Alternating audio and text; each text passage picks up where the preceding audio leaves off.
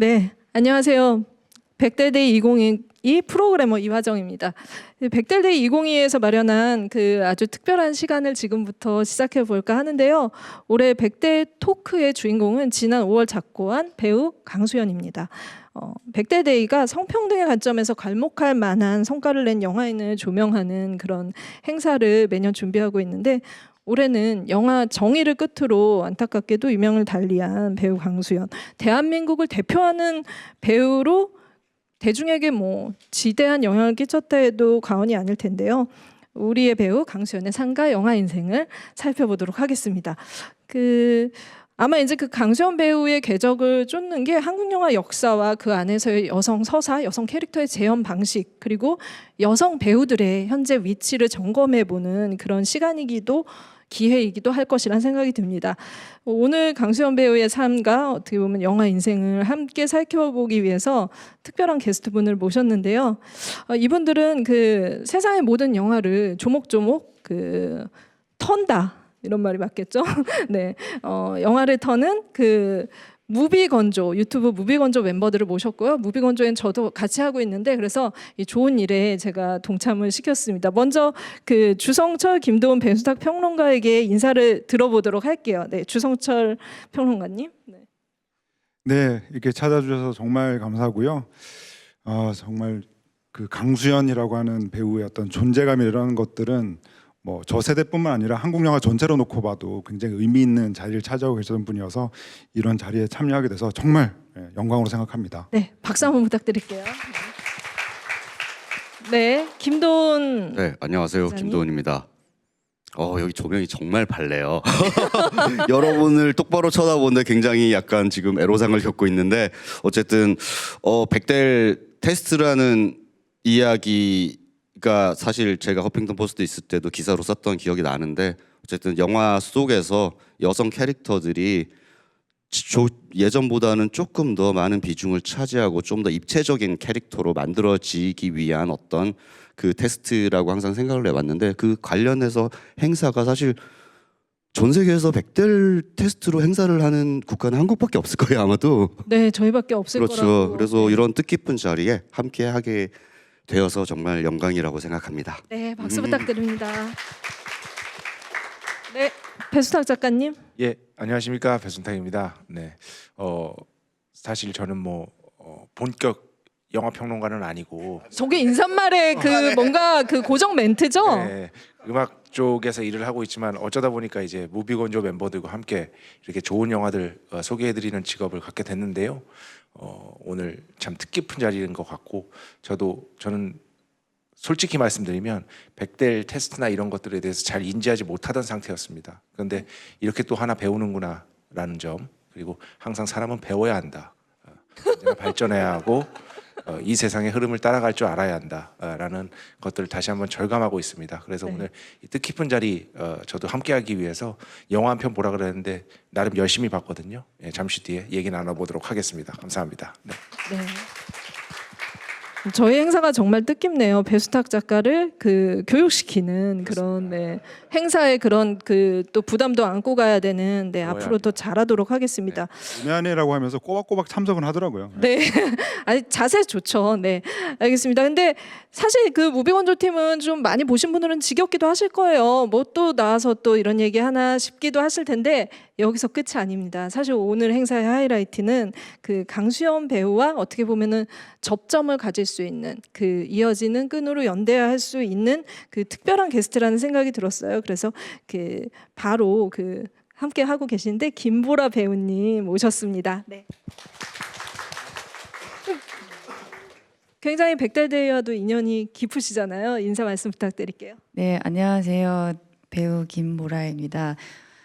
앞에 말씀하신 것처럼 우선 정말 뜻깊은 자리에 참석하게 된 것도 굉장히 저는 영광이라고 생각하고 정말 많은 다양한 분들이 계시는데 거기에 선정이 된 것도 저는 사실은 믿기지가 않는데 게다가 또 이제 강수연 선배님의 이야기를 함께 할 수 있는 자리에 앉게 되어서 참 여러모로 뜻깊네요.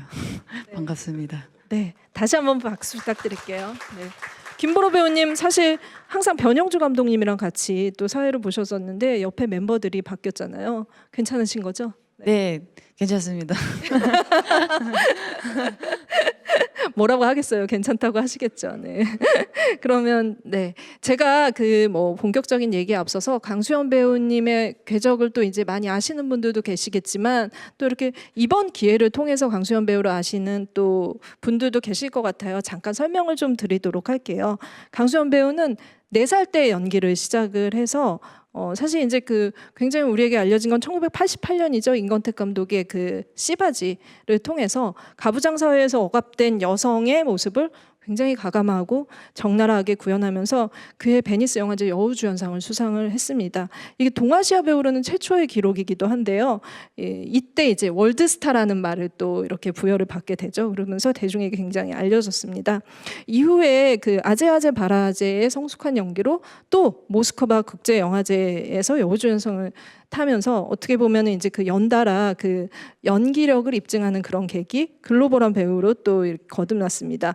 이후에는 그렇게 무거운 이미지를 가지고 굉장히 이렇게 월드스타라는 이름을 호칭을 떼기 위해서 어떻게 보면은 그러니까 젊은 자기의 그 동시대에 호흡하는 배우로서의 이미지를 또 만들어 나갔는데요. 미미와 철수의 청춘 스케치 같은 작품이 굉장히 이제 본인의 그 나이대에 맞는 역량을 보여준 작품이기도 했죠. 이후에는 추락하는 것은 날개가 있다, 베를린 리포트, 경마장 가는 길, 또 그대 안의 불로, 무소의 뿔처럼 혼자서 가라 이런 작품들을 통해서 굉장히 어떻게 보면 한국 사회에서 여성의 위치 를 끊임없이 연기하고 그리고 탐험하고 도전하면서 그 많은 그 자극을 주었습니다. 어떻게 보면 한국 영화계에서 강수연 배우가 그 배우로서의 위치는 절대적이라는 말을 해도 과언이 아닐 것 같은데요. 또 배우로서뿐만이 아니라 2000년대에는 그 스크린커터 수호천사단 부단장을 또 맡기도 했었어요. 한국 영화를 지키기 위한 어떻게 보면 영화의 외적인 외연을 넓히는 데도 확장을 했고요. 또 2015년부터 이제 그 2년간 부산국제영화제 공동 집행위원장으로 한국 영화의 그의 어떤 그 영화제가 가지고 있는 어떤 그런 그 필요성 이런 것들을 또 이렇게 그 자리에서 알려온 분이기도 합니다. 그래서 오늘은 그 작품들을 살펴보면서 무비건조 팀과 그리고 또 김보라 배우와 함께 강수연 배우의 그런 그 시간들이 어떤 의미였는지 이야기를 해보도록 할게요. 여기 오신 분들은 지금 주리를 같이 보셨잖아요. 강수연 배우가 이렇게 유일하게 남긴 또 이렇게 단편 작품이기도 했고 굉장히 그러니까 최근작이기도 하고 또 강수연 배우 수연이라는 이름으로 자기를 좀 패러디한 그런 캐릭터로 연기를 하기도 해서 굉장히 좀 뜻깊은 작품이라는 생각이 들었고 여러분들과 같이 이 자리에서 함께 보고 싶어서 저희가 오늘 이렇게 같이 상영을 하게 됐습니다. 어떻게 보셨는지 궁금한데 잘 보셨어요? 네, 재밌게 보셨을 것 같다는 생각이 들고 저희 또 이렇게 저희 멤버들이랑 김보라 배우도 어떻게 이 작품 보셨는지 얘기를 좀 나눠보도록 할까요? 네, 주성철 평론가님. 네. 줄이요. 네. 줄이 저는 그 강수연 배우가 사실 이 즈음에도 그 활동이 별로 없었어요. 그 활동이 별로 없었던 가운데에도 이 단편 영화이긴 하나 그 줄이라는 작품에 출연한다고 해서 그냥 저는 이제 그냥 우정 출연 정도로만 생각을 했는데 이제 보셔서 아시겠지만 거의 주인공이잖아요. 거의 주인공이고 거의 대사량도 제일 많고 특히나 가장 인상적인 대목이 이제 경력으로 지금의 그 감독을 내리누르는 장면이잖아요. 그 정 감독, 내가 이제 임권택 감독님이라고 안 했어요. 내가 임권택 감독과 영화 찍을 때 정 감독 어디서 뭐 했어? 그렇죠. 그 호통을 수액이 쳤죠. 저는 그러니까 그러니까 사실은 그 김동호 위원장님도 그 뭐 대사를 쓰면서 임권택 감독님이라고 할까 감독이라고 할까 되게 고민하셨을 거 아니에요. 근데 그 대사에서 이미 감독과 배우는 거의 동등하다라는 것까지 보여주는 대사이기도 해서 저는 이 줄이라는 작품에 그 강수연 배우가 진짜 멋있었죠. 네, 뭐 일가를 하죠. 그 누가 누굴 쏴, 네 시나리오나 쏴 이러면서 네 죄송합니다. 네. 성대모사인가요? 네. 제가 연기를 좀 못해가지고 배우님들에게 항상 존경을 바치는데요. 그래서 김보라 배우님의 그 연기를 보면서도 많은 존경을 바쳤습니다. 이 대선배이기도 한데 강수연 배우가 본 또 줄이는 어떤 또 감상이었을지. 그냥 그 연기적인 거 이전에 네. 굉장히 새로운 작품에 계속 도전을 해주시는 게 저는 그냥 그 점이 되게 존경스러운 게 아닐까 싶습니다. 죄송합니다. 네. 그렇죠. 네. 새로운 모습에 도전해 주시는 그 모습이 김보라 배우님에게 기감이 된다고 합니다. 뭐 연기하실래요? 연기요? 네. 저 말입니까? 네. 저 왜 연기를 해야 되죠? 그러니까 대사 한마디 하실래요? 아니요, 괜찮습니다. 줄이 제일 재밌게 봤을 것 같아요. 줄이 너무 재밌게 봤죠. 줄이를 그때 부산 영화제에서 공개를 했었죠, 아마. 그쵸, 그때 네. 본 기억이 있는데, 이거 줄이라는 말이 경상도에서는 이렇게 거스름돈을 하시면 되는 줄이라고 했었거든요. 일본어인데. 그래서 줄이 내주세요, 뭐 이런. 죄송합니다. 이거 무슨 얘기를 하고 있는 거지? 그러니까 이 줄이라는 영화를 볼 때 재미있는 게, 사실 영화 기자들은 대부분 그런 국제 영화제나 혹은 국내 영화제, 단편 영화제, 영화제가 굉장히 많잖아요. 거기서 다들 한 번은 줄이를 해본 경험이 있어요. 그래서 그 줄이를 그쵸? 하다 네. 보면 정말 제가 밀고 싶은 영화가 정말 분명히 있어요. 그런데 항상 짬밥에 밀리거든요. 그래서 그 뭐라고 해야 되지? 이 영화 같은 경우는 김동호 위원장님처럼 그 줄이를 여러 번 해보신 분이 그 심사위원들 사이에 벌어지는 그 항상 벌어지는 그런 어떤 내가 좋아하는 영화를 밀고 싶은 알력 같은 다툼들이 항상 생기는데, 그거를 사실은 배우로서 연기를 할 수 있는 네. 배우는 제가 보기에는 강수연이라는 배우 단 한 명밖에 없었을 거라고 생각을 해요. 왜냐하면 그 이전에 워낙에 훌륭한 감독님들과 일을 많이 했고, 그리고 심사위원도 국내외에서 많이 맡으셨어요, 강수연 배우께서. 그래서 이 영화를 보면서 물론 그런 어떤 그 자신의 배우로서, 그리고 한국 영화계에 가지고 있는 어떤 가장 귀중한 심사위원으로서의 자아 같은 것들을 약간 강수연이 배우의 방식으로 약간 과장되게 표현하는 부분들이 저는 너무 좋았어요. 그래서 이 영화를 오늘 상영하게 되고, 참 찾아보기 힘든 영화인데 여러분이랑 같이 보게 돼서 굉장히 기쁘다는 생각이 드네요. 네. 네. 그 강수연 배우가 그 수연이란 자기 이름을 연기하면서 나 강수연이야, 나 늙지 않았어, 이렇게 얘기하는데 그때 정말 그 좀 약간 저는 전율이 일었었어요. 그러니까 계속 부산국제영화제의 어떤 그런 이제 그 무거운 직책을 맡고 연기를 잠깐은 좀 쉬고 있었을 때였는데, 앞으로 뭔가를 좀 더 보여주시겠구나, 이 단편을 시작으로, 그런 생각을 했고, 그 이후에 또 연상호 감독님이랑 작품을 찍기도 하셨기 때문에 아마 새로운 시작이라고 생각하셨던 분들이 저 말고도 많으셨을 것 같은데, 안타까운 그때는 굉장히 이렇게 뭔가 흥미롭고 통쾌하게 봤다면, 지금은 다시 이렇게 이 작품을 보면서 좀 안타까운 마음도 많이 든다는 생각이 듭니다.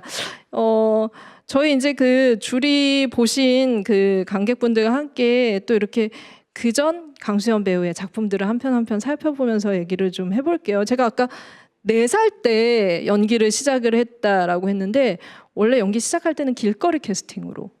그렇죠. 네. 워낙 이제 눈에 외모가 띄었을 거라는 생각이 들기도 했고, 그 당시에 이제 그런 방식으로 좀 눈에 띄는 그런 그 배우로서의 자질이 보이는 이들을 좀 픽업하는 그런 좀 시스템이기도 했을 것 같다라는 생각이 듭니다.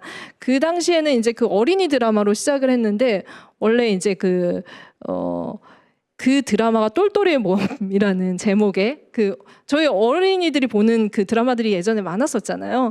그때 캐릭터가 이쁜이였는데 그래서 한동안 별명이 이쁜이였대요. 이쁜이였고, 그리고 약간 근데 되게 그 강단 있는 모습, 주리에서 보신 모습이 어릴 때부터 그랬었나 봐요. 그래서 깡수연이라고.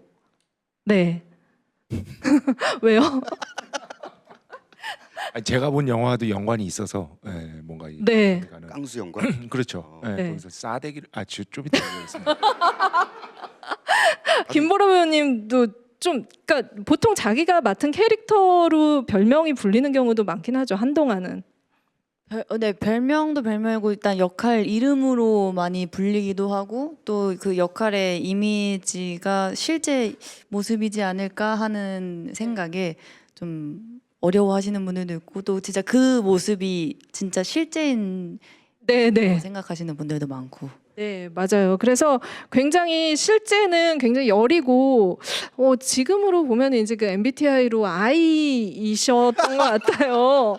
근데 사람들이 생각하기에는 그런 이제 그 작품 속의 모습을 보고서 자꾸 이렇게 강한 여성, 강한 배우 이런 식으로 인식을 했다라는 얘기들을 인터뷰를 통해서도 굉장히 많이 했던 것 같아요. 강수연이라는 배우는 사실 여기 계신 분들이 진짜 잘 보이지 않습니다. M과 G세대 분들이 많으신 것 같은데 제가 이렇게 40대 어두운데 보이시나요? 네, 40대 중반의 X세대로 저희한테 강수연은 어떤 배우냐면 월드스타로부터 시작한 배우라기보다는 제가 어릴 때 80년대 초반에 이제 70년대 말에 만들어졌던 아역 배우들이 등장하는 방화 한국 영화들이 꽤 있었어요.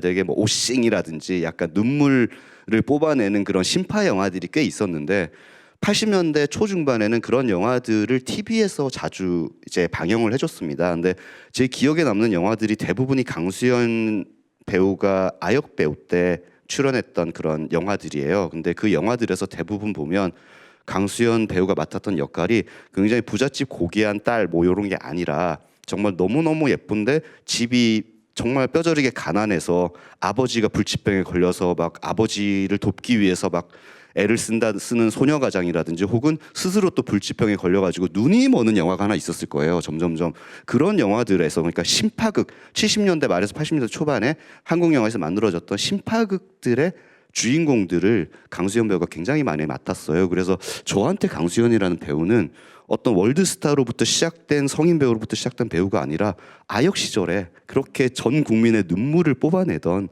그런 어떤 소녀 스타로서 일단 저에게는 가장 큰 인상을 주면서 시작을 했거든요. 그래서 그런 기억들이 있으시죠? 그렇죠. 두 분은?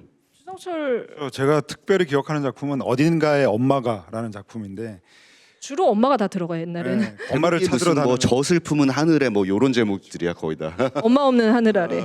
그 작품 같은 경우는 이제 그런 거죠. 그러니까 사실은 아까 말씀하신 것처럼 그 옛날 작품을 이렇게 다시 TV에서 방영할 때 보면 한참 옛날 작품을 하는 거잖아요. 그러니까 어딘가의 엄마가 같은 경우는 78년 작품인데 제가 이제 본 게 86년 아마 이때였을 거예요. 그러니까 네.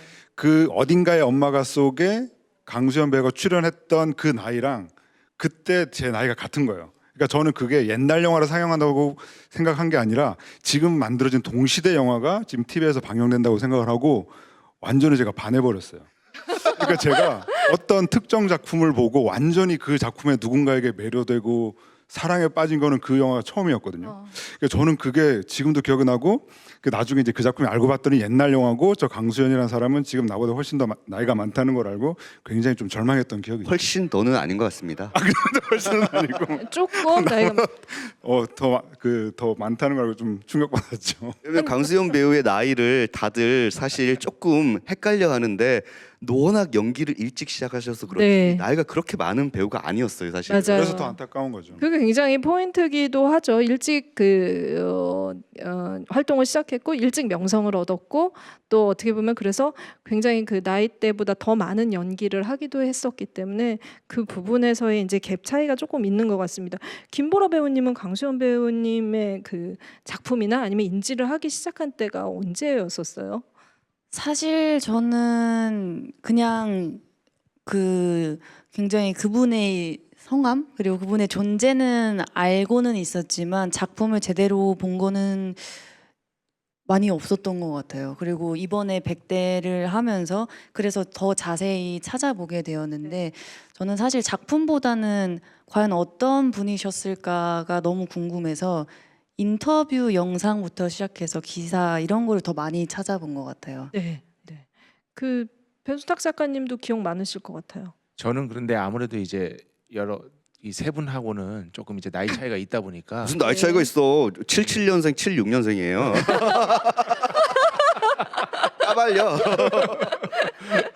저도 역시나 그러니까 아역 배우 시절부터 네. 어릴 때 봤던 기억이 분명히 선명하게 있고요. 네. 사실 그런데 저한테는 그 상타고 아무래도 월드스타로 주목받고 이때부터의 이미지 그런 것들이 훨씬 더 기억에 선명하게 남아 있는 것 같아요. 그래서 네. 이번에 제가 좀 이따 소개할 네. 이 영화 보면서도 예전에 어릴 때 봤던 기억이 희미하게 나는데 사실 좀 굉장히 좀 놀랍다는 생각을 했었어요. 왜냐하면은 제가 기존에 갖고 있던 강수연 씨의 이미지 같은 것들은 굉장히 뭐랄까 강수현 씨의 이미지에 사실 없는 이미지들이 좀 많았었거든요. 이번에 보는 영화에. 네. 그래가지고 저는 이번에 또 다시 한번 또 배우는구나라는 생각을 하면서 정말 이 행사에 감사를 드리고 싶습니다. 네, 알겠습니다. 배움과 감사를 그 배수탁 작가님이 이 행사의 어떤 그 의미를 전해주는 역할을 하고 있다라는 생각이 아니 드는데요. 아까 그 아주 멋진 말이 나오던데 네. 이 행사는 언젠간 없어져야 될 행사다. 그렇죠. 네. 감독님께서 얘기를 네, 또 하셨었죠. 네. 붕괴될 것이다. 네, 그러니까 그 아주 네. 멋진 말이었습니다. 네, 저희 백달대회가 붕괴되는 그날까지 그러면은 열심히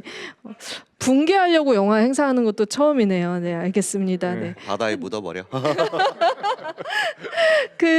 아마 이제 그 여러 그 기억하는 작품들 중에서도 미미와 철수의 청춘 스케치는 정말 강수연 배우의 대표작들 중에서도 빼놓을 수가 없을 것 같고, 사실 저는 부고를 들었을 때도 제일 먼저 생각나는 작품이 이 작품이었어요. 이 작품에서 지금 줄이 보셨을 때 정말 깡수연이라는 이름이 나올 정도로 그 심사위원들 사이에서도 기선제압이 대단하잖아요. 네.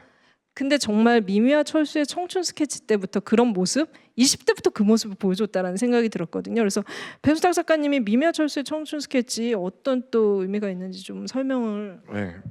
일단은 굉장히 그 오프닝부터 이제 정말 각 잡고 집중해서 영화를 보는데 오프닝부터 빠져들지 않을 수가 없더라고요. 그 오프닝 씬에서 그 강수연 배우가 이렇게 거리를 돌아다니면서 이것저것 구경하고 하는데 어쨌든 그 강수연 배우를 따라서 이제 카메라가 이동을 하잖아요. 근데 네. 정말 뭐랄까 너무너무 아름다우셨구나 라는 생각을 다시 한번 했었고 거기에서 또 노래가 흐르는데 노래와의 그 영상미와의 어떤 결합 있잖아요. 네. 오늘은 어떤 일이 숨었다 나타날까 하는 소년이 지금 김보라 배우님이 너무 놀란 얼굴로 저를 쳐다보고 노래 부를 때 돈 내고 부르라 그 소년이 씨의 그 노래가 이렇게 흐르는데 그 오프닝 영상과 강수연 배우의 어떤 이미지가 너무나 잘 어울려서 정말 다시 한번 놀라서 봤던 기억이 있고요. 당시 젊은 여성의 어떤 그런 어떤 뭐랄까 에너지 넘치는 모습 네. 이런 것들이 나중에 이제 생각해 보면은 엽기적인 그녀 같은 작품들에도 분명하게 영향을 줬다라는 것들이 느껴지고요.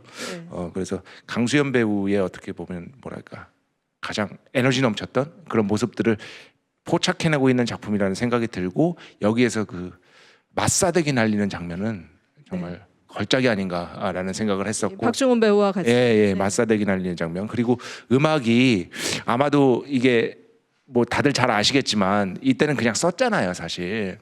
그래서 쉬밥 나올 때 남자들은 이미 지쳐가지고 완전히 헥헥대고 있는데 쉰밥인지 뭐 이거 진짜 옛날 개그거든요. 근데 여기 영화에 나오니까 쉰밥인지 뭔지 빨리 끝났으면 좋겠다 하고 있는데 그 열정적으로 춤추는 모습들 신디 로퍼의 쉬밥에 맞춰서 네. 그런 장면들이 특히 기억에 남습니다. 예. 개봉했을 때는 센세이션이었어요. 이게 제가 찾아보니까 뭐 일단 대히트작이고 그때 당시에 거의 30만이 들었으니까 대히트작이고 거의 전회 매진을 기록했던 모두가 그 영화 이야기를 한 1년 정도 했던 기억이 나요. 영화 잡지도 그렇고 모든 사람들이. 그리고 강수연이라는 배우가 그 이전에는 약간 무게감 있는 영화들에 너무 일찍 출연하면서 가지고 있던 어떤 그 월드스타의 딱딱한 이미지 같은 것들을 사실은 이 영화로 굉장히 많이 없애기도 했고 약간 대중적 스타로서 받아들여지는데 가장 중요한 기점이 됐던 영화라고 생각해요. 그러니까 대중 영화로서 정말 엄청난 히트를 기록했다라는 게 이제 기록으로 남아 있고요. 한국 영화 그때 관객 박스오피스 1위. 그러니까 통전망이 없기 전이긴 한데 1위를 기록을 하기도 했죠. 그래서 거의 추정인데 거의 확실하다고 봐야죠. 네, 서울 관객 수 기준으로 추정을 했을 거예요. 네, 1위이기도 했고 진짜 말씀하신 것처럼 그 당시 20대 여성 그 여대생 캠퍼스 이 안에서의 그 이미지가 정말 당돌한 그 이미지 그런 것들을 거의 영화의 전반부에 보여줘서 약간 좀 속 시원하기도 했었죠. 근데 그 되게 평범한 여대생인데 강수연의 그 통통 튀는 이미지랑 결합이 돼서 그냥 아까 뭐 싸대기부터 시작을 해서 거침없는 말도 아끼지 않는. 네. 그러니까 뭐랄까 영화 영화의 처음부터 끝까지 어쨌든 그 이야기 구조의 주도권을 명백하게 강수연 배우가 잡고 있는 영화잖아요. 네네. 거기에- 역살 잡고 끌고 간다. 역살 잡고 네. 끄는 영화인데 거기에 가장 큰 의미가 있지 않을까라는 생각이 네. 듭니다. 예. 네, 김보라 배우님은 그런 생각 들어요. 그러니까 굉장히 이제 이 미미와 철수의 청춘 스케치 같이 당대의 어떤 세대를 연기를 한다라는 게 좀 쉽지 않으면서도 한편으로는 또 배우로서는 그때 아니면 할 수 없는 연기이기도 하잖아요. 그래서 이런 부분들에 있어서 많은 연기를 또 교복 입고 또 많이 하셨었기 때문에 느끼시는 지점들이 있으실 것 같아요. 일단 저도 이제 영화를 보면서 당시 두 분 다 21살 이렇게 네. 됐다고 하셨더라고요. 근데 보면서 정말로 말씀하신 것처럼 저 때만 가능한 연기이지 않을까, 표현이지 않을까라는 생각도 들고, 또 한편으로는 개인적으로는 좀 부럽기도 했었어요. 저는 이제 좀 동안 이미지도 있고 하다 보니까 딱 제 나이 때 그 연기를 한 경험이 좀 적거든요.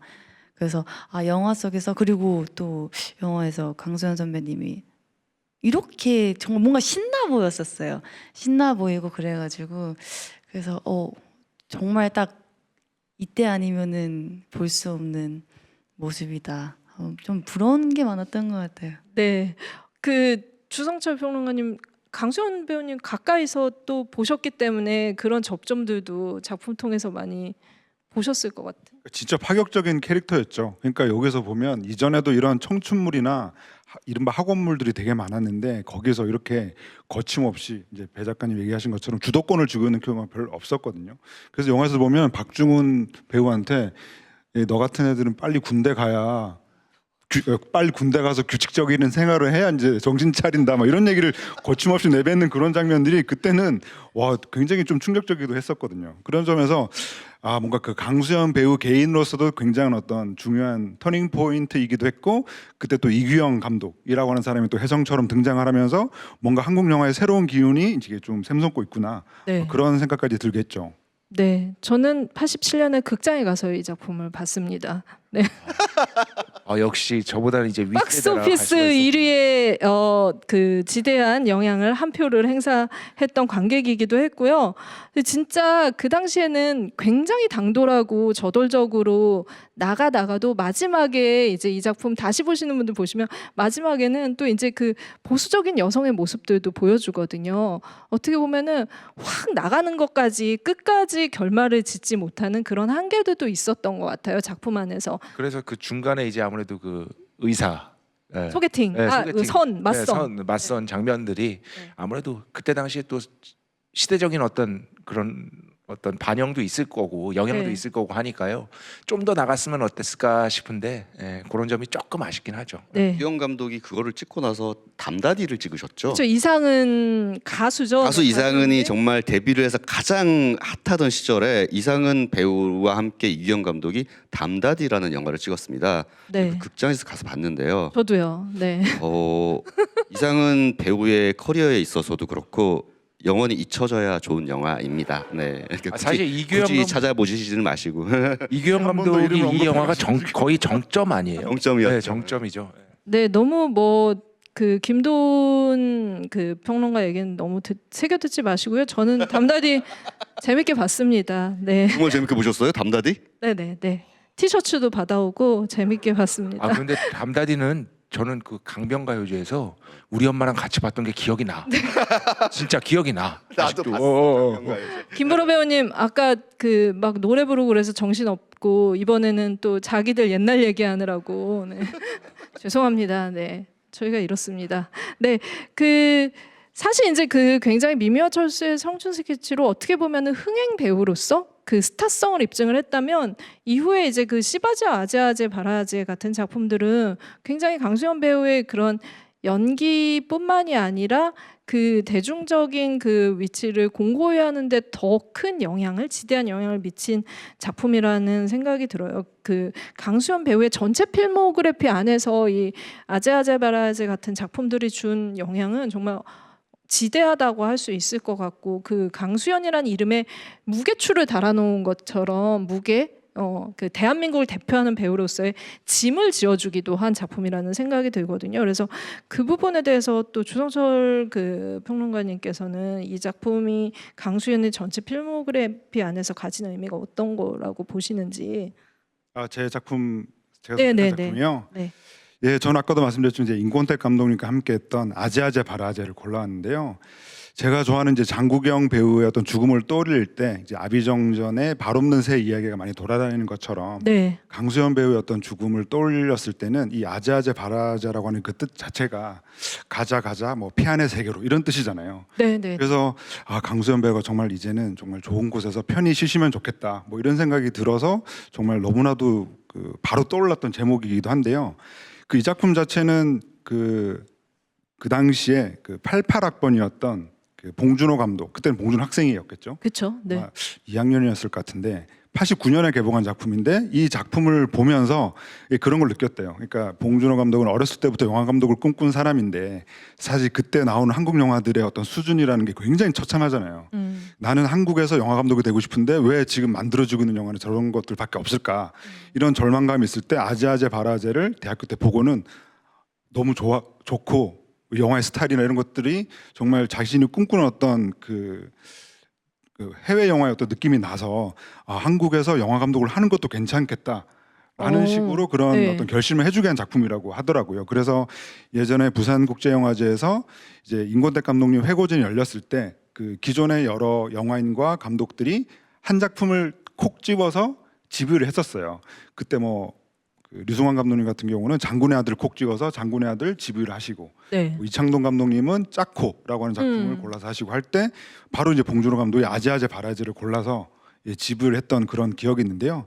그러니까 이 작품은 이전에 임권택 감독님이 만드셨던 불교 구도 영화가 만다라라고 있었잖아요. 네. 만다라에서 좀 더 나아가서 이렇게 만다라가 두 명의 그 남자 스님의 이야기.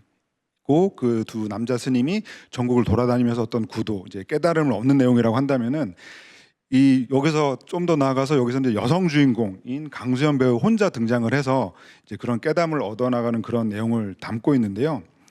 이 작품에서 되게 중요한 측면이라고 한다면은 뭔가 강수연 배우의 어떤 이미지에 있어서 처음으로 뭔가 그냥 집 나간 여자라고 하는 이미지가 여기서 좀 많이 만들어진 것 같아요. 그러니까 그 전까지 없던 컨셉이었던 것 같은데, 그러니까 자신의 어떤 깨달음을 찾기 위해서 그 학교에서 자기가 굉장히 좋아했던 그 선생님이죠, 유인촌 배우가 연기했던 선생님을 그냥 무작정 쫓아가요. 그러니까 어떻게 보면 이전부터 있던 어떤 강수연 배우 특유의 어떤 당돌한 이미지나 이런 것들이 있기 때문에 그게 가능했던 것 같은데, 그러니까 그렇게 정말 집과 그냥 갈등을 알고 있더라도 혼자서 그냥 집을 나가서 절에 들어가고 그런 깨달음을 얻어나가는 그런 과정들이 굉장히 이 영화를 보면서 이제 크게 다가왔던 기억이 있고, 이제 시바지라는 작품 이후에 이 작품으로 또 모스크바 영화제 이제 그 여우주연상까지 수상을 했는데요. 네. 저 어쨌건 이제 이 작품 보면서 또 새삼 느낀 거는, 저는 이제 김보라 배우를 사실 1회 때 백들데이 때부터 쭉 네. 배워왔는데 뭔가 좀 특유였던 그 강인한 모습이라 그럴까, 어떤 내재된 어떤 강인함 이런 것들이 저는 그 강수연 배우랑 좀 되게 닮아 있다라는 생각이 좀 들어서 네. 그냥 옆에 계셔서 하는 게 드리는 얘기가 아니라 저는 예전에 그 초창기 강수연 배우 어떤 이미지 이런 것들이 조금 그 김보라 배우를 보면서 조금 느꼈던 것 같습니다. 네, 아마 이제 그 여러 가지 그 접점을 좀 찾으시는 부분도 있을 거라는 생각도 저도 좀 마찬가지로 했어요. 어떻게 보면 어릴 때부터 연기를 또 시작하기도 하셨고 그 안에서 이렇게 파격적인 연기, 어떻게 보면은 그 변화를 요구하는 연기, 그리고 이제 그 과감함을 이제 도전하는 연기, 이런 것들에 대해서 본인의 필요성을 느끼기도 하고, 아니면 이제 그 주변에서도 그런 것들을 할 때가 되지 않았어 하는 어떤 방식의 그런 조언 같은 것도 하지 않을까라는 생각이 드는데, 이런 이제 씨바지나 아재아재 바라제 같은 작품들을 선택하는 강수연 배우의 행보에 대해서 김보라 배우는 또 어떤 또 시각으로 바라보고 있을지 어떻게 판단하시나요? 네. 저는 이제 배우님을 보고 인터뷰도 또 보면서 마냥 이제 이미지 변신을 해야지라는 선택보다는 정말로 작품이 좋고 정말로 해보지 못한 역할이었기 때문에 선택을 하면서 자연스럽게 따라왔던 것 같아요. 그런 파격적임이. 저도 비슷한 생각인 것 같아요. 마냥 빨리 이미지를 바꾸려고 하기보다 내가 안 해봤던 거 혹은 봤을 때 이거 되게 좋은 작품인데 함께 참여하고 싶다라는 작품이 있을 때 그때 또 자연스럽게 파격적인 것도 따라오지 않을까. 그래서 한편으로는 되게 많은 분들이 다양한 이미지도 보고 싶어 하시긴 한데 저는 아직은 계속 기다리고 있는 것 같아요. 네. 네. 그 진짜 그 씨바지에서 출산 장면 연기할 때는 3일 동안 안 먹고 악을 썼대요. 연기할 때. 그래서 정말 탈진할 정도로 했고, 사실 아재아재 바라제 같은 경우는 삭발 연기가 엄청나게, 진짜 그때는 연애 프로그램에서 이 삭발 장면이 안 나오는 데가 없었어요. 기자들이 가서 모두가 다 촬영을 해와서 그거를 계속 플레이를 했었는데, 주성철 평론가 얘기한 것처럼 어떤 여성이 집을 나가서 주체성을 찾아가는 자아를 인식하는 것들이 시도가 많지 않았던 때였고, 특히나 여성 배우가 그런 방식으로 자기의 외모를 변화시키는 것들도 굉장히 희귀하던 시절이었죠. 네. 근데 뭐 아주 비슷한 시기에 뭐 딴 얘기일 수도 있고 아닐 수도 있는데 아일랜드의 어떤 가수도 머리를 밀어가지고 화제가 된 적이 있거든요. 네네. 네, 근데 그분도 머리를 민 이유가 외모로 평가하는 건 부당하다. 라는 이유에서 그 머리를 밀어서 굉장히 화제가 됐었던 적이 있는데, 그런 측면을 통해서 굉장히 우리나라는 그 사회보다 훨씬 더 보수적인 사회였을 거니까 충격파가 훨씬 더 컸겠죠, 그때 그쵸. 당시에는. 네. 아마 이제 그 여러 가지 그 캐릭터의 변화뿐만이 아니라 이런 그 외형적인 그런 모습들에 대한 도전이 당시의 사회에, 그리고 특히나 여성의 어떤 그 이미지에 준 파격이 굉장히 컸다라는 생각이 들고. 그래서 질문이 있습니다. 네. 저는 이제 비영화인으로서 그만해. 그만하라고. 근데 저도 영화인 아니에요. 네. 그러니까 굉장히 그 온도 차가 참 대단하다는 생각이 들었어요. 저는 왜냐하면은 그 청춘 스케치를 보고 그잖아요. 그 이미지를 딱 이제 머릿속에 넣고 있는데, 그 뒤에 이제 주목받은 작품이 시바지하고 아재아재 바라제라는 거는 사실 저 같은 이제 비영화인의 입장에서는 굉장히 정말 대단한 일이고 파격이고, 물론 그 어떤 청춘 스케치의 모습이 약간은 녹아 있기는 하지만 맞아요. 그 어떤 간극에서 오는 어떤 뭐랄까 놀라움 이런 것들이 분명히 있는 것 같아요. 그 커리어를 봤을 때. 네. 그러니까 사실 이제 이게 그 강수연 배우 멘트를, 그 당시 멘트를 좀 빌어오자면은, 그 당시에 결혼하지 않은 젊은 여자가 이런 모습들을, 파격적인 모습을 보여주는 거, 씨바지부터 시작해서 이 무거운 작품들을 보여주는 게 굉장히 이제 그 좀 약간 좀 그 새로운 시도이기도 하고, 그렇기 때문에 관심도 많이 집중됐다고 그런 얘기를 했어요. 근데 본인은 이제 이게 그냥 단순히 말초신경을 자극하는 거에 그치면 이런 시도도 안 할 텐데, 배우로서 작품에서 이것들이 긍정적인 영향을 미친다라는 생각에 도전을 많이 했다고 합니다. 아마 이제 그 성인 연기자로 발돋움하면서 여러 가지 시도들도 더 나아가고 배우로서의 욕심도 작용하지 않았을까라는 생각이 듭니다. 그 이후에 그 어떻게 보면은 발랄한 여대생 이미지나 월드스타의 이미지를 또 한 번 깰 전기가 된 작품은 아마 이제 그대 안의 블루가 아니었을까 싶은데요. 네, 그대 안의 블루에 대해서는 또 김도훈 평론가가 노래로 시작해 주세요. 노래로. 난 눈을 감아요. 제가 죄송합니다. 정말 너무 죄송합니다. 진짜. 정말 진심으로 죄송해요. 네. 저 잠깐 좀 그만 좀 해. 90년대 제가 생각하는 그 양대 혼성 듀엣곡 걸작이 있습니다. 하나는 김현철 이소라의 그대 안에 부르고, 다른 하나는 조규찬 박선주의 소중한 너라는 노래가 있어요. 혹시 소중한 너 아시는 분? 몇 분 안 계시는. 꼭 들어보세요. 정말 엄청난 명곡이에요. 근데 그대 안에 블루라는, 사실 그 영화가 1992년도에 개봉을 했을 때, 그 개봉 이후로 몇 년간 사실은 영화에 있어서 페미니즘이란 무엇인가라는 담론이 정말 형성이 될 정도로 한국 사회에 어떤 큰 문화적 영향력을 끼친 영화였어요. 당대 최고의 92년도 최고 흥행작 중에 하나이기도 했고, 그리고 그럼에도 불구하고 이 영화를 보신 분들이 그렇게 많지 않은 이유는, 뭐 DVD 같은 것들이 뭐 예전에 나오긴 했지만 그 이후로 잠시 볼 수 있는 기회 자체가 끊겼었어요. 그런데 최근에는 왓챠에서 서비스를 시작을 했어요. 그래서 그대 안의 블루를 굉장히 편안하게 보실 수 있습니다. 요즘 왓챠가 사정이 안 좋다 그러는데 다들 좀 왓챠 가입하셔가지고 봐주시면 좋을 것 같아요. 갑자기? 토종 OTT가 약간 좋은 영화들을 셀렉을 하는 토종 OTT가 약간 왓챠에 좋은 영화 꽤 힘들어진다는 많아요. 게 너무 저는 아쉬워서 한 말이고요. 그리고 그대 안의 블루라는 영화는 보신 분 계세요 혹시? 한 분밖에 안 계시는구나. 아니요, 세 분. 아, 세 분 계세요. 이게 어떤 영화냐면 되게 재밌습니다. 첫 장면부터 강수연 배우가 이렇게 웨딩 드레스를 입고 강남 사거리였을 거예요 아마 그렇죠? 네. 도산대로인가 어딘가 거기를 막 이렇게 뛰쳐나와가지고 드레스를 찍고 이렇게 편하게 갈 수 있게. 그러니까는 결혼식에서 뛰쳐나온 여자입니다. 그래서 강수연 씨가 중간 그러다가 그 호식이라는 역할을 한 안성기 씨를 만나게 돼요. 근데 안성기 씨가 무엇을 하는 사람이냐면 지금은 약간 뭐 커스텀 디자이너, 프로덕션 디자이너, 뭐 전반적인 패션 디자이너 쪽으로 들어가 있겠지만 디스플레이를 만드는 직업이에요. 그러니까는 그 옷 같은 거 패션 그런데 보면 뭐 백화점 1층에 보면 뭐 샤넬, 루이비통 디스플레이가 되어 있잖아요. 그러니까 그 디스플레이를 패션 디스플레이를 하는 이를테면 한국에서 갓 생긴 신종 직업 중 하나였을 거예요. 그러니까 당대의 어떤 힙스터 직업이라고 할 수 있는 거죠.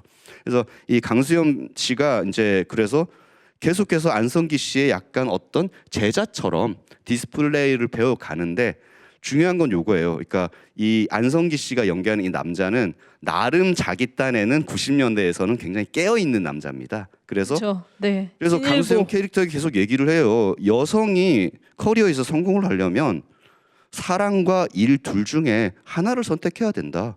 그런데 대부분의 여자들은 사랑을 선택하기 때문에 커리어 계속 이어지지 않는다라는 주장을 합니다. 그건 나름대로 제가 보기에는 그 당시 이현승 감독님과 90년대 약간 앞서 나간다는 생각을 가진 남성들의 대표적인 어떤 마인드셋 같은 것이었을 거예요. 그래서 그 영화 내내 이 강수영 캐릭터는 약간 왔다 갔다 합니다. 나에게 사랑이 중요한 것인가? 아니면 나에게 일이 중요한 것인가? 그래서 결국에는 마지막에는 강수영 캐릭터가 일을 선택하는 것으로 끝이 나요. 근데 그 당시에 이 영화가 던져준 어떤 그 메시지가 뭐였냐면 80년대 후반부터서야 한국 드라마와 한국 영화계에서 일하는 여성들, 진짜로 커리어를 쌓아가는 여성들이 그제서야 등장을 하기 시작해요. 사실 80년대 초중반까지만 해도 드라마나 영화의 주인공들은 커리어 여성이 거의 없습니다. 그들은 대부분 그냥 주부이거나 남성의 삶에 속박되어 있는 그런 캐릭터들이었어요. 그런데 88년도쯤에 그 올림픽이 시작이 되면서 커리어 여성들을 조명하는 그런 약간 서구적인 그런 라이프 스타일을 조명하는 그런 컨텐츠들이 많이 늘어나기 시작했고, 가장 대표적인 것은 심혜진 씨, 이후에 영화대의 배우로 데뷔하신 심혜진 씨가 등장했던 코카콜라 광고가 있습니다. 그게 88년도에 나왔을 거예요. 네. 거기서 심혜진 씨가 커리어 우먼의 안경을 쓰고 열심히 일을 하다가 남자들과 함께 야구 게임 같은 거를 하는 모습이 있는데, 그게 한국의 어떤 문화적으로 던져준 충격이 엄청나게 컸어요.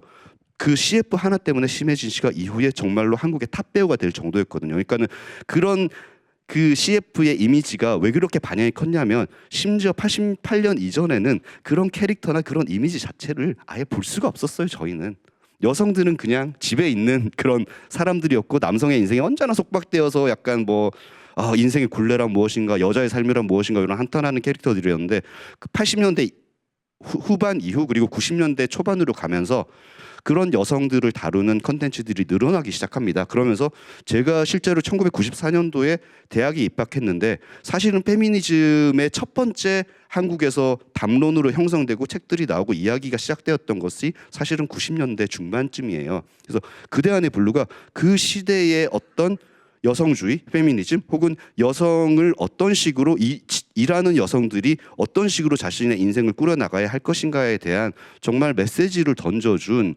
당대의 정말 놀라운 영화 중에 하나였다고 네. 볼 수 있습니다. 아마 이제 그 중요한 지점인데, 저도 어떻게 보면 그 작품들을 보면서 집안일, 바깥일 중에 하나를 선택을 해라는 그 둘 중에 하나만 잘하면 돼 할 때 이 강수연 배우가 그 얘기 하거든요. 다 잘할 거야 얘기를 하는데, 저도 이제 그 30대가 되면 다 그렇게 다 열심히 일하는 거라고 알고 성장해 왔던 것 같아요. 그 또래에 어떻게 보면 더 어린 여성들에게 엄청난 지대한 영향을 미친 작품이라고 생각을 하고, 그때 어떻게 보면은 그때가 30대였어요, 강수연 배우가. 그리고 나서 이제 그 굉장히 중요한 작품이 또 있죠. 그 1998년에 임상수 감독의 데뷔작이에요. 처녀들의 저녁 식사라는 작품에서 강수연 배우가 그 당시에 어떻게 보면은 굉장히 파격적인 여성의 이미지를 보여주는데, 이게 그러니까 29살 새 친구의 얘기거든요. 여성 친구들의 이야기인데, 그전에는 여성들이 자기의 성적인 욕망에 대해서 터놓고 얘기하는 경우가 없었어요. 특히나 이제 이런 작품 안에서, 스크린에서 아니면 이제 뭐 브라운관이든 어디에서든 그런 부분에 대해서는 굉장히 조신하게 뭔가 이렇게 감추고 있는 것들이 좋은 여성상이다라고 생각하던 시기에 완전히 이런 대사를 쳐요. 내 아랫도리를 언제부터 국가에서 관리하는 거니? 이러면서 강수연 배우의 그 명대사지. 우리가 이전까지 필모그래피에서 보는 강단 있는 모습이 있잖아요. 거기에 얹어서 이 센 것을 스크린에서 보여줌으로 인해서 완전히 파란을 일으켰었죠, 그 당시에. 그래서 이제 어떻게 보면은 그대 안의 블루나 이런 작품에서 쌓았던 것들을 어떻게 보면 터트렸다? 한꺼번에 그런 느낌이 들 정도로. 근데 생각해 보면은 네. 제가 본 이제 미미와 철수의 청춘 스케치에서도 사실 엄청난 대사였을 것 같아요. 영문과인데 아는 거랑은 러브하고 섹스밖에 없다고. 맞아요. 네, 맞아요. 그 네. 얘기해요. 그 네. 단어가 나오는데 사실 그게 80년대 이제 갓 후반 됐을 때니까 어떤 작은 씨앗 같은 게 거기에 네. 숨겨져 있다, 이렇게도 볼 수 있을 것 같네요. 그러니까 참 90년대가 여성 배우들에게 좀 재미있던 시기였을 수 있는 게, 당시에 데뷔했던 심혜진 배우 같은 경우도 결혼 이야기 같은 한국의 아마 첫 번째 거의 로맨틱 코미디 헐리우드 찍었는데, 최민수 씨랑 그 영화에서 그 이전에 어떤 부부를 다루는 로맨틱 코미디에서는 등장할 수 없는 너무나 현대적인 그 여성을 연기를 했고, 혼의 커플 처음이었던 것 같아요. 그렇죠. 그리고 당시에 또 데뷔했던 이제 모델을 출신해서 데뷔했던 진희경 씨의 캐릭터들도 굉장히 앞서 나가는 캐릭터들이었고, 물론 그 중심에는 그대 안의 블루라는 1992년도에 그대 안의 블루라는 영화와 98년도에 처녀들의 저녁 식사를 연이어서 찍었던 강수연이라는 배우가 분명히 가장 중심에 자리 잡고 있습니다. 근데 저 요 말만 조금 덧붙이고 싶은데, 그대 안의 블루를 지금 막 이런 말을 듣고 기대를 하고 마차가서 보시잖아요. 그러면 뭐야? 라고 하실 수도 있어요. 왜냐하면 정말로 이것은 90년대 초반, 80년대 이후에 이제야 현대화가 되기 시작한 한국에서 남성 감독이 사실은 보여주는 페미니즘 이야기거든요. 그래서 지금 보면 뭘 저런 걸로 고민을 해? 그리고 왜 네. 굳이 여성 캐릭터가 남자 주인공과 섹스를 해야만 그 이후에 이야기가 진행될 수 있다고 믿는 거지. 약간 지금 보면 뭐야 싶은 부분들이 많아요. 근데 그런 부분들은 이것이 92년도에 만들어진 영화라는 것을 염두에 두고 이해를 해서 봐주시면 정말 좀 더 좋은 감상을 하실 수 있을 것 같아요. 네, 그 안에서의 어떤 파격적인 시도들, 한계 안에서 어떤 대사를 하고 어떤 장면이 나왔는지, 그것들이 일으킨 반향이 강수연의 필모그래피 안에서 하나하나 나왔다라는 생각이 들고요. 말씀하신 것처럼 이제 처녀들의 저녁 식사뿐만이 아니라 이후에 경마장 가는 길이나 뭐 우리는 지금 제네바로 간다, 아니면 추락하는 것은 날개가 있다, 이런 작품들을 통해서 30대 강수연 배우가 보여줄 수 있는 동시대, 어떻게 보면 도시에서 살아가는 여성으로서 그 나이대에 어떤 파격을 감행할 수 있고 그 안에서 여성의 위치가 어떤 것인지를 보여줬습니다. 아쉽게도 사실은 여성 감독이 강수연 배우와 같이 작업을 해서 이런 모습을 보여준 적이 한 번도 없었어요. 이거는 이제 구조적인 여러 가지 이제 그 제작진의 성비와도 관련이 있는 것 같은데, 남성 감독들이 새롭게 던진 서사 안에서 강수연이 어떻게 보면 강수연이 가지고 있는 그런 것들을 가지고 자유롭게 움직인 그런 작품들이었죠. 그래서 김보라 배우님 같은 경우도 한번 그 이 부분에 대해서 좀 얘기를 들어보면 좋을 것 같아요. 굉장히 지금 그 백달 테스트 7 조항 중에도 있는데 스테레오 타입으로 여성을 구현하지 말 것이라는 조항이 있거든요. 근데 이렇게 좀 강수연 배우의 그 작품들이 좀 전형을 거스르는 파격을 감행하는 이런 연기들이 많았던 것 같아서 그런 과제가 주어질 때 배우로서는 또 어떤 그런 쾌감을 느끼시는지 좀 빗대어서 생각해 보신다면.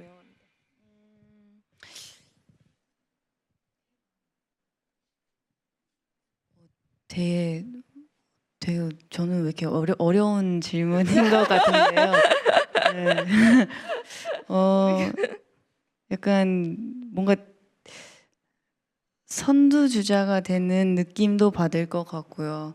그리고 내가 먼저 일단은 깨부셔야 좀 더 수월해지지 않을까? 그런 쾌감이지 않을까 싶어요. 네, 그렇습니다. 저 궁금한 게 이를테면 많은 작품들이 사실은 이제 남성 감독들이 지금 어쨌든 숫자도 훨씬 많기도 하고 이제 아마 들어오는 역할들 중에서도 이제 남성 감독이 쓴 여성 캐릭터 시나리오를 받으실 텐데 그럴 때 만약에 이것이 충분히 여성의 입장에서 보기에 입체적이지 않다라고 하면 감독님들과 실제로 이야기를 많이 하시면서 캐릭터를 좀 바꿔 나가시는 부분이 있나요? 저는 사실 막 마냥 바꿔 나가지는 않아요. 그냥 단순히 근데 실제로는 이렇게 말 안 하는데요. 실제로는 이렇게 행동을 안 하는데요. 라고 의견을 이렇게 이야기하면서 조금 더 현실적으로 바꾸려고 하는 게 있어요. 네. 그 저희가 좀 대표작을 통해서 이렇게 강수연 배우의 궤적을 좀 한번 이렇게 밟아보고 쫓아가 보려고 좀 노력을 했는데 사실 이제 그 좀 반갑기도 하고 다행이기도 한 건 마지막 유작이 있어요. 정의가 아직까지 이제 그 지금 작업을 하고 있고 이제 넷플릭스에서 공개가 될 텐데 이 작품은 SF 작품이고 이제 기후 변화 관련된 여러 가지 일들이 일어나는 얘기죠. 근데 그 강수연 배우가 또 연구소 팀장 역할, 서현 역할로 나와서 이 모습들 지금까지 저희가 또 이제 강수연 배우의 다른 작품들을 보면서 봤던 모습들이 어떤 모습으로 그려질지 너무 기대하고 일단은 기다려 볼 수 있다는 데에 대해서 아쉬운 마음을 좀 달래보려고 합니다. 그 오늘 굉장히 짧은 시간 안에 강수연 배우의 그 모든 작품들을 살펴보기는 너무 쉽지 않은 도전이었던 것 같아요. 그렇지만 이번 그 토크를 계기로 많이들 보실 수 있는 작품들을 좀 찾아봤으면 좋겠다라는 생각이 들어요. 그러니까 극장에서 볼 수 있는 기회가 프린트나 이런 것들이 준비가 되지 않아서 못 보는 경우도 조금 많긴 한데 그래도 좀 이렇게 보시다 보면은 다른 작품들도 극장에서 같이 상영할 수 있는 기회들이 좀 생기지 않을까. 여러분들의 요구로 인해서 그래서 이제 그 여성 배우의 이 강수연이란 거대한 이름에 계속 생명력을 부여하는 거는 우리 같이 이제 그 뭐 기자나 평론가들이 할 일이기도 하고 관객들의 요구도 중요할 것 같다라는 생각이 듭니다. 여러분들께 좀 인사를 좀 들으면서 끝내보도록 할게요. 네, 배순탁 작가님 먼저. 예. 일단 위대한 배우분의 얘기에 이렇게 동참할 수 있어서 굉장히 즐거웠고 영광이었고요. 비단 이 강수연 배우님뿐만 아니라 제가 이 무비건조 하면서 이번에 이 백들 관련한 그 여기 수상작들 그리고 후보작들 영화를 꽤 본 편이에요. 그래도 근데 정말 좋은 영화들이 많습니다. 정말 좋은 영화들이 많으니까 혹시 못 본 작품이 있으시면은 꼭 한번 찾아서 보시기를 정말 권하고 싶습니다. 저도 진짜로 예를 들어서 저 친한 김세훈 작가나 이런 사람들한테 못 본 작품 있으면 꼭 봐라 이렇게 거의 강권하고 있습니다. 네, 알겠습니다. 많이들 네. 봐주시기 바랍니다. 감사합니다. 감사합니다. 네. 2000년대 이제 한국 영화 웰메이드 시대로 넘어오기 전, 그러니까는 박 감독님, 봉 감독님 이런 분들이 본격적으로 영화를 만들기 전 한국 영화는 방화라고 불렸어요. 정말 할리우드 영화 비교해서 한국 영화는 별로 볼 가치가 없다. 그런 시절이 있었습니다. 그런데 그런 방화였던 시절에도 정말 놀라운 영화들, 놀라운 배우들이 많이 있었어요.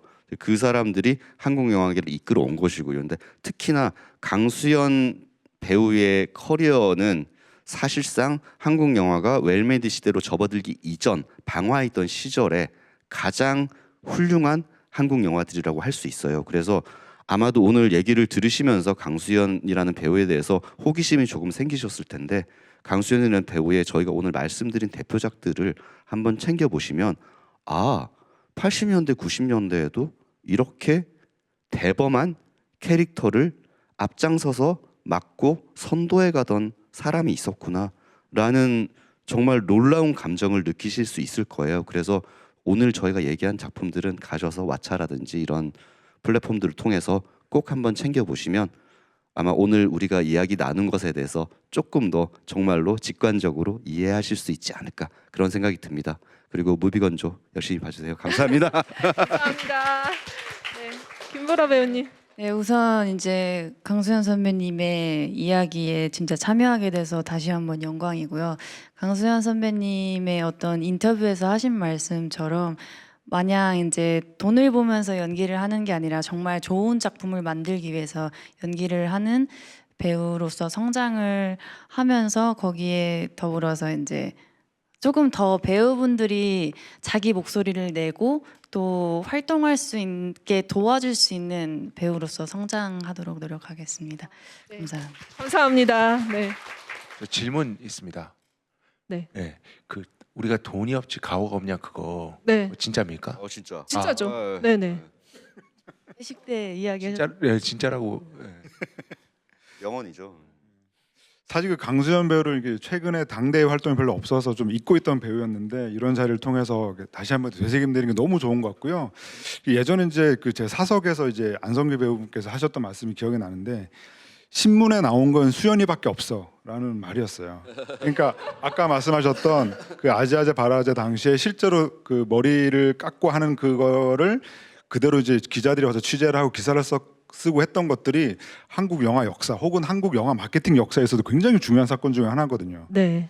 뭐 그런 점들만 봐도 이전에 그 시바지라는 작품으로 베니스 영화제에서 여우주연상 탔을 때 아마 신문에 영화 기사가 일면에 나왔던 게 아마 처음이었던 것 같은데요. 그러니까 그런 점 때문에 진짜 신문에 나온 건 수연이밖에 없다라는 말이 저는 굉장히 그 한국 영화 역사에 있어서 굉장히 중요한 멘트라는 생각이 듭니다. 그런 네. 배우와 함께해서 정말 영광이었습니다.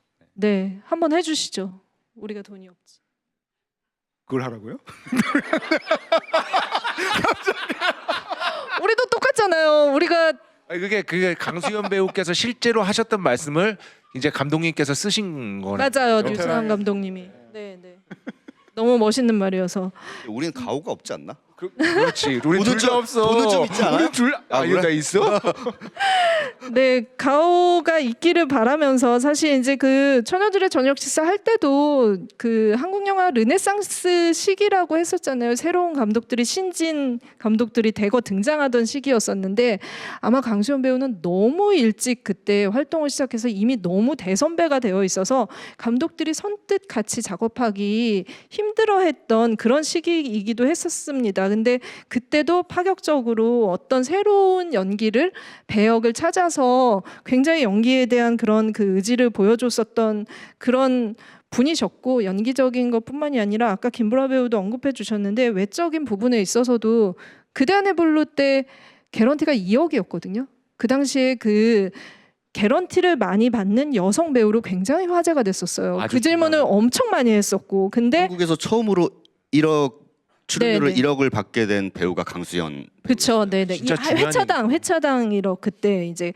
근데 그런 것들에 대해서 본인이 그 가오 얘기가 나와서 이 얘기 말씀드리면은 그게 똑똑히 하더라고요. 그러니까 내가 돈을 많이 벌고 싶어서가 아니라 한국 영화계에 너무 많은 분들이 열심히 일을 하고 투혼을 발휘해서 현장에서 뛰고 있는데 너무 열악하다 환경이. 그래서 내가 대표 배우로 많이 받으면 다른 그 스태프들이나 제작자들이나 아니면 같이 활동하는 배우들의 개런티도 올라갈 수 있을 거라는 생각에서 일부러 그런 부분에 있어서 주장을 하려고 한다라는 얘기를 했는데 연기나 아니면은 영화 일을 할 때나 그 가치관이 쭉 계속됐던 것 같아요. 강수연 배우는 그런 면모에 있어서 아마 이제 우리가 강수연 배우를 계속 기억하고 또 감사의 마음도 전하게 되고 또 이렇게 대한민국 대표 배우로 이름을 올리기에도 우리의 가오가 절대로 떨어지지 않는 그런 활동을 해주시지 않았나 싶습니다.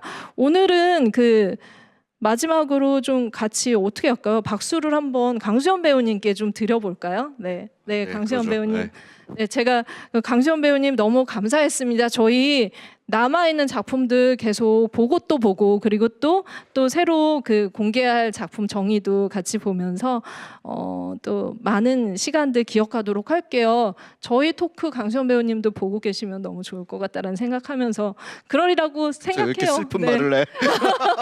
아재야 제발아 이렇게 해야 되는 거 아니에요? 네, 아니 정말 저 많이 눈물도 흘렸고 여러 가지 생각이 들고 오늘 행사를 하기를 너무 잘했다는 생각이 드는데 오늘 오신 분들도 같이 공감해 주시고 또 이렇게 같이 고개 끄덕여 주셔서 너무 감사합니다. 그러면 저희 박수 치면서 끝낼까요? 같이? 고맙습니다. 네.